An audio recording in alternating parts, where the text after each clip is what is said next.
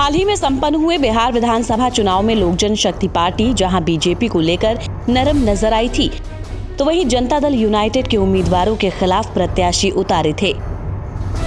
हालांकि चुनाव में एलजेपी तो कुछ खास नहीं कर पाई, मगर चिराग पासवान के इस दांव से जेडीयू को चुनाव में भारी नुकसान हुआ। शायद यही वजह है कि जेडीयू आज भी एलजेपी के खिलाफ तल्ख तेवर अपनाए हुए है। अगर यही हालात रहे तो फिर एलजेपी का एनडीए में बने रहना आसान रहने वाला नहीं है। दरअसल जेडीयू और एलजेपी के रिश्ते किस कदर तल्ख हो चुके हैं, इसकी एक बानगी हाल ही में उस वक्त देखने को मिली जब एनडीए की बैठक के लिए एलजेपी को न्योता दिया गया था। बीजेपी की ओर से भेजे गए इस न्योते को लेकर जेडीयू नेता खासे नाराज नजर आए। जेडीयू ने सीधे सीधे इस बात को मुद्दा बना लिया है कि चिराग पासवान की पार्टी एलजेपी के चलते चुनाव में एनडीए को कम सीटें मिली। ऐसे में एलजेपी को किसी भी परिस्थिति में एनडीए में नहीं रखा जा सकता है। जेडीयू के सीनियर नेता केसी त्यागी ने कहा कि एलजेपी ने विधानसभा चुनाव में एनडीए के आधिकारिक उम्मीदवारों के खिलाफ काम किया था। इससे न सिर्फ जेडीयू को नुकसान पहुंचा था, बल्कि ये बीजेपी और 2 अन्य सहयोगी दलों के भी खिलाफ गया था।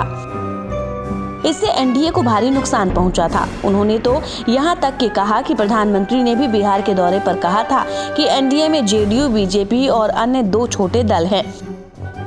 ऐसे में एलजेपी को एनडीए का अंग नहीं माना जा सकता है। उधर एनडीए में शामिल हिंदुस्तानी आवाम मोर्चा भी एलजेपी को एनडीए का हिस्सा नहीं मानती है। हम के प्रमुख और पूर्व मुख्यमंत्री जीतन राम मांझी ने कहा कि एलजेपी के चलते एनडीए को कम सीटें मिली हैं, ऐसे में उसे कैसे एनडीए का अंग माना जा सकता है। आपको बता दें कि विधानसभा चुनाव के दौरान चिराग की पार्टी एलजेपी ने मुख्यमंत्री नीतीश कुमार के खिलाफ जमकर निशाना साधा था।